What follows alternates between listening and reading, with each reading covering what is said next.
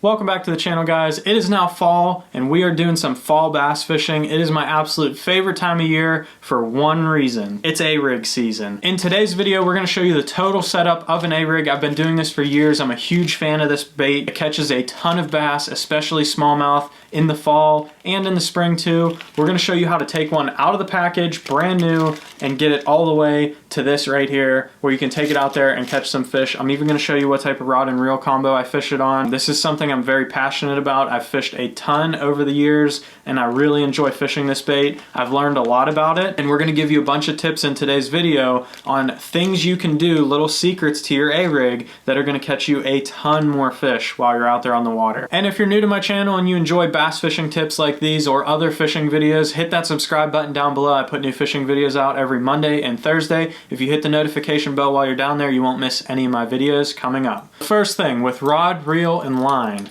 you're going to hear a ton of advice out there on you need swim bait gear, you need heavy rods, 1 to 3 ounce weights, 2 to 4 ounce weights. Guys are throwing these on musky rods. Don't do that. This is a jig rod. This is a flipping rod. That's what I use it for. This is a 7'6" heavy, fast action. That's it. This rod is rated for a 1/4 ounce to 2 ounce weight baits and only 12 to 25 pound test. It is not a very heavy rod. I actually prefer a light rod because I like to fish mine on braid when I can. If you're fishing clear water, throw it on fluorocarbon. It does make a difference. But if you're fishing stained water, throw it on braid. You'll get more A-rigs back. You'll have a more pleasant experience fishing it. But if you use braid on a heavy, stiff rod, you're gonna bend hooks out all the time. I don't actually use very heavy hooks on my A-rig, and if you set this bait up properly, you don't need a heavy rod to throw it. It's not going to weigh a lot. It's only going to weigh maybe 2 ounces when it's all said and done. Baits, weight, everything, the whole rig. I throw mine on a 7:1 gear ratio reel. That's going to be my rod, reel, and line setup. So when you get these baits in a package, you'll notice that they are pretty much all condensed together like that into one single wire, or they will be rubber banded tightly together and condensed down like that. So before you do anything, when you take this bait out of the pack, you're going to have to bend your wires out. When I bend them out, I bend them from the head here. I'll reach down and start bending them out from the head at like a 45-degree angle. You want your two top wires to be up at a 45-degree angle. You want your bottom wires to be down at a 45-degree angle, and I'll even tip that center wire down just a little bit. Statistically, the fish are going to eat the bottom 3 hooks the most, and the top 2 ones are typically teasers for me if I'm fishing in a 3-hook state, or I'll put smaller baits on the top just because they don't eat those baits as much. The other big choice when you open up an A-rig is, are you going to use no blades on your A-rig, or are you going to use blades on your A-rig? And that really depends on mood of the fish and how you like to fish these. Blades will give it a little more lift. You can fish for suspended fish a little bit better. No blades, it'll get down a little bit deeper if you really need to get your bait down there more. 95% of the time, I'm fishing mine with blades. I think it just gets a little extra bite. You're basically making a whole rig to look like a ton of shad. So if I can throw 4 blades on there, even if they're small blades like this one, the Flash Mob Junior is probably my favorite A-rig out there. Just those 4 little blades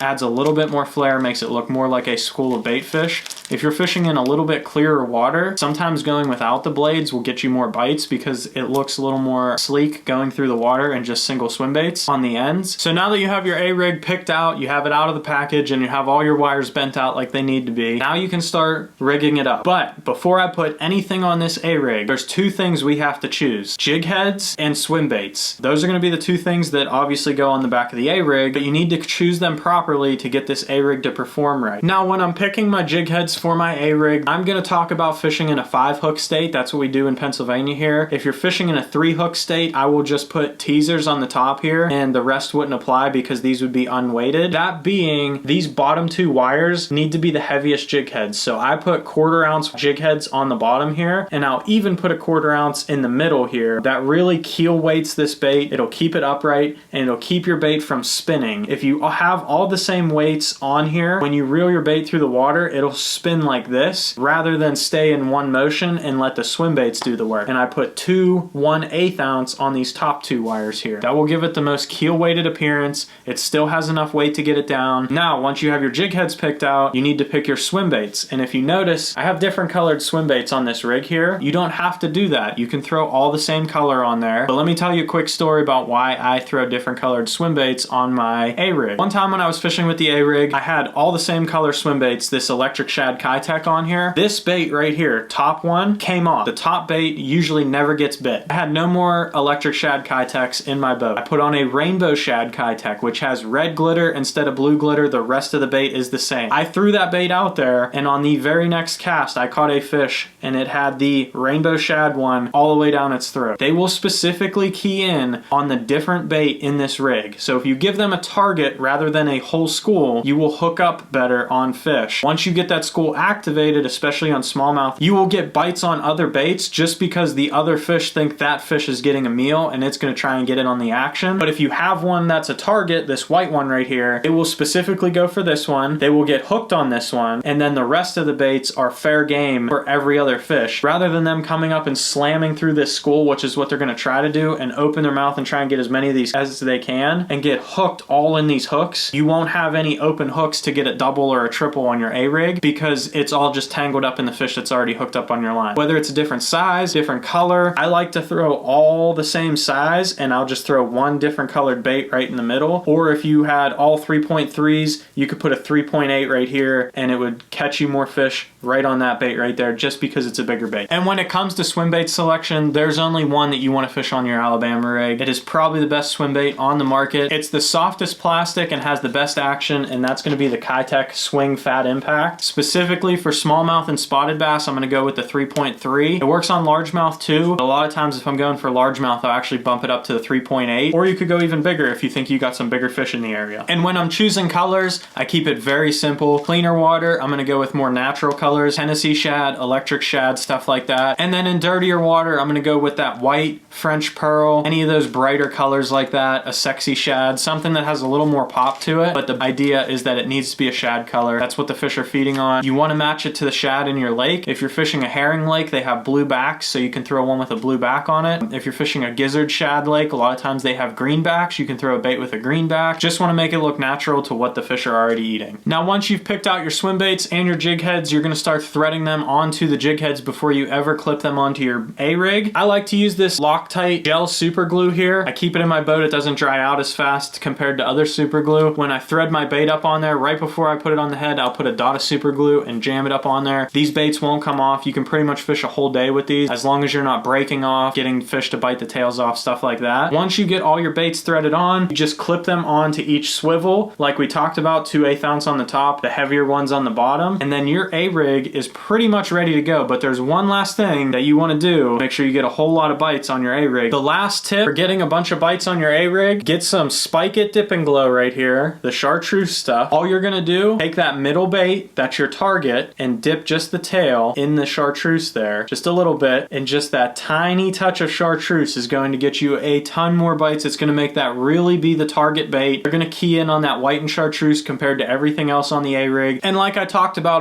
having that target white bait compared to everything else, you're gonna get a lot more bites where the fish gets that bait all the way down in its mouth. You're gonna get a lot more doubles and triples on this rig because the rest of the hooks are gonna be exposed and free for other fish to come up and try and eat the baits out of the other fish's mouth, especially around smallmouth and spotted bass. Make sure you have a target bait. I hope you enjoyed today's video talking all about how to set up an A-rig to catch a bunch more fish. If you wanna see me fish this thing, I'm gonna be fishing it the rest of the fall here coming up. Hit that subscribe button down below. I'll offer a ton of tips on how you can catch more fish with this A-rig and spend all fall catching a lot of big giant smallmouth coming up with this bait right here. So you're not gonna wanna miss that. And if you enjoyed today's video, leave a like down below, and thanks for watching.